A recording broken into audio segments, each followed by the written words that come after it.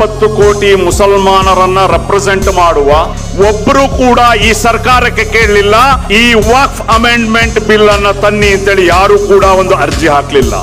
ಯಾವುದೇ ಹಿಂದೂ ಎಂಡೋಮೆಂಟ್ಗಾಗ್ಲಿ ಕ್ರಿಶ್ಚಿಯನ್ ಎಂಡೋಮೆಂಟ್ಗಾಗ್ಲಿ ಇಲ್ಲದ ಈ ಕಾನೂನನ್ನ ಮುಸಲ್ಮಾನರ ಈ ವಕ್ಫ್ ಪ್ರಾಪರ್ಟಿಗೆ SDPI कोई ಕಾಂಪ್ರಮೈಸ್ नहीं करता. ಮೋದಿ ಅವರು ಇದನ್ನ ಬಡವರಿಗೆ ಸಹಾಯ ಮಾಡ್ತೀವಿ ಅಂತ ಹೇಳುವಂತದ್ದು 28% ಕೇಂದ್ರದ ಬಜೆಟ್ ನಲ್ಲಿ ಅಲ್ಪಸಂಖ್ಯಾತರ ಬಜೆಟ್ ನಲ್ಲಿ ಕಡಿತ ಮಾಡಿದ ಇವರು, ಮೈನಾರಿಟಿಯ ಸ್ಕಾಲರ್ಶಿಪ್ ಅನ್ನು ಕಡಿತ ಮಾಡಿದ ಇವರು, ನಮ್ಮ ಮಕ್ಕಳು PhD ಮಾಡುವ MPhil ಮಾಡುವ ಮೌಲಾನಾ ಆಜಾದ್ ಸ್ಕಾಲರ್ಶಿಪ್ ಅನ್ನು ಕಡಿತ ಮಾಡುವವರು ಈಗ ಮಾತಾಡ್ತಾರೆ ನಾವು ಬಡವರ ಪರವಾಗಿ ಇದ್ದೀವಿ ಅಂತ ಹೇಳಿ. ये मोदी अमित शाह मस्जिद में आके खड़ेंगे क्या?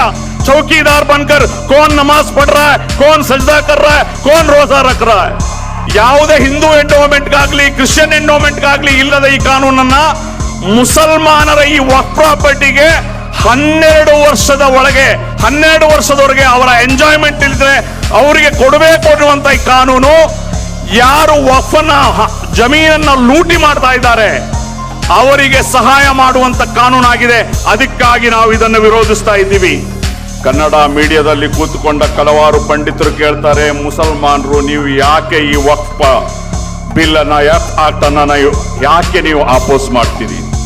20 ಕೋಟಿ ಇರುವ ಮುಸಲ್ಮಾನರು ಭಾರತದಲ್ಲಿ 20 ಕೋಟಿ ಮುಸಲ್ಮಾನರನ್ನ ರೆಪ್ರೆಸೆಂಟ್ ಮಾಡುವ ಯಾವುದೇ ಮೆಂಬರ್ ಆಫ್ ಪಾರ್ಲಿಮೆಂಟ್, ಯಾವುದೇ ಮೆಂಬರ್ ಆಫ್ ಲೆಜಿಸ್ಲೇಟಿವ್ ಅಸೆಂಬ್ಲಿ, ಮುಸಲ್ಮಾನರನ್ನ ರೆಪ್ರೆಸೆಂಟ್ ಮಾಡುವ all India Muslim council, all India Muslim personal law board ಇರ್ಬೋದು, ಮಿಲ್ಲಿ ಕೌನ್ಸಿಲ್ ಇರ್ಬೋದು, ಜಮಿಯತ್ ಉಲಮಾ ಹಿಂದ್ ಇರ್ಬೋದು, ಅಂದ್ರೆ ಈ ದೇಶದ ಮುಸಲ್ಮಾನರನ್ನ ರೆಪ್ರೆಸೆಂಟ್ ಮಾಡುವ ಯಾವುದೇ ಸಂಘಟನೆ ಆಗ್ಲಿ ಯಾವುದೇ ಪೊಲಿಟಿಕಲ್ ಪಾರ್ಟಿ ಆಗ್ಲಿ ಒಬ್ಬರು ಕೂಡ ಈ ಸರ್ಕಾರಕ್ಕೆ ಕೇಳಲಿಲ್ಲ ಈ ವಕ್ಫ್ ಅಮೆಂಡ್ಮೆಂಟ್ ಬಿಲ್ ಅನ್ನ ತನ್ನಿ ಅಂತೇಳಿ ಯಾರು ಕೂಡ ಒಂದು ಅರ್ಜಿ ಹಾಕಲಿಲ್ಲ.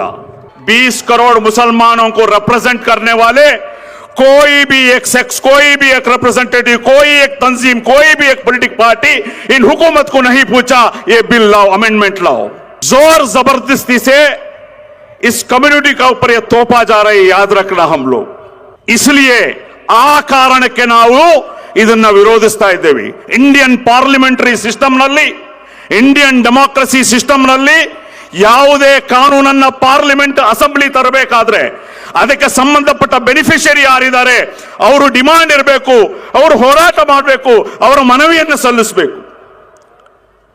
SC STಗಳ ಏನು ಎಂಪ್ಲಾಯೀಸ್ ಪ್ರಮೋಷನ್ ಬಿಲ್ ಇರಬಹುದು, ಫಾರೆಸ್ಟ್ ರೈಟ್ ಆಕ್ಟ್ ಇರಬಹುದು, ಇದು ಸುದೀರ್ಘ ಹೋರಾಟದ ಜನಪರ ಹೋರಾಟದ ನಂತರ ಆಗಿರ್ತದೆ ಈ ಬಿಲ್ ಅನ್ನು ತರಲಾಗಿದ್ದು. ಯಾವುದೇ ಒಬ್ಬ ಮುಸಲ್ಮಾನ ಕೇಳದ ಒಂದು ಬಿಲ್ ಅನ್ನ ಇವರು ಏನು ಜಬರ್ದಸ್ತಿಯಾಗಿ ತರ್ತಾ ಇದ್ದಾರೆ ಅನ್ನುವಂತ ಕಾರಣಕ್ಕೆ ಭಾರತೀಯ ಮುಸಲ್ಮಾನರು, we the people of India ಇದನ್ನ ವಿರೋಧಿಸ್ತೇವೆ ಅನ್ನುವಂತ ಮಾತನ್ನ ಈ ಮೀಡಿಯಾದಲ್ಲಿ ಕುಳಿತು ಮಾತನಾಡುವಂತ ಅವರಿಗೆ ನಾನು ಹೇಳಲಿಕ್ಕೆ ಇಚ್ಛೆ ಪಡ್ತೇನೆ. ಇನ್ನು ಈ ಆಕ್ಟ್ ಅನ್ನ ನಾವು ವಿರೋಧಿಸೋದು, इस एक्ट को हम इसलिए मुखालिफ करते हैं कि ये इंडियन कॉन्स्टिट्यूशन का खिलाफ है. ये क्या बोलते हैं, पहले क्या था, वक्फ कोई भी वक्फ कर सकता था, चाहे वो हिंदू हो, क्रिश्चियन हो, कोई भी हो. अभी एक नया एक्ट में ये लोग बताए, प्रैक्टिसिंग मुस्लिम ऑफ 5 years, 5 साल से मुसलमान होना चाहिए, वो भी प्रैक्टिसिंग मुसलमान होना चाहिए. मैं पूछना चाहता हूं कैसा एक इवैल्यूएट करेंगे प्रैक्टिसिंग मुस्लिम? ये मोदी अमित शाह मस्जिद में आके खड़ेंगे क्या?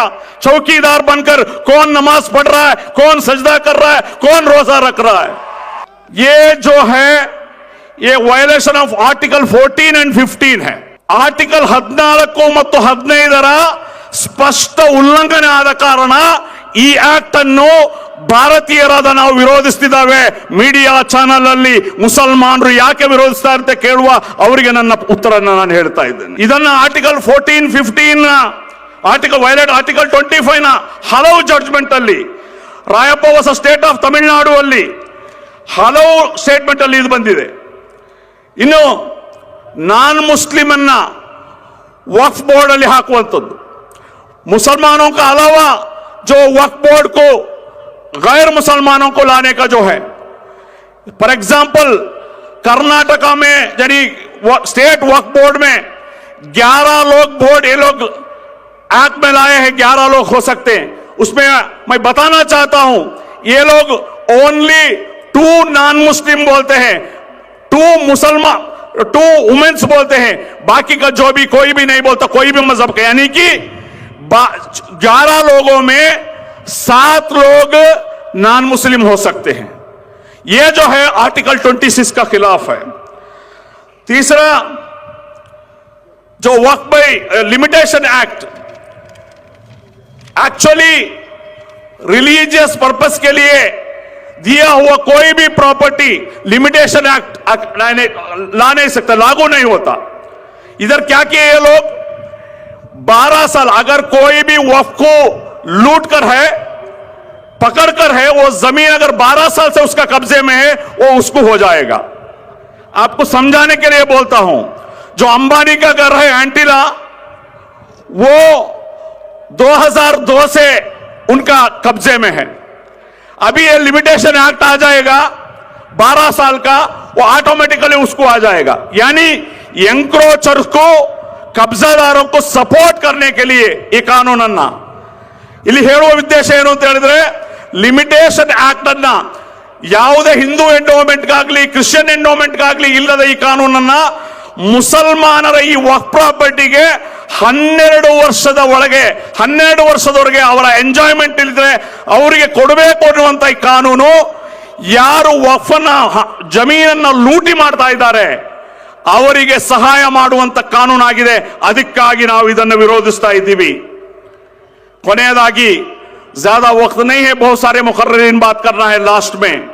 ये लोग क्या बोलते हैं, पसमानदा मुसलमानों के मदद करने के लिए हम लोग ये करने, पसमानदा मुसलमानों के लिए।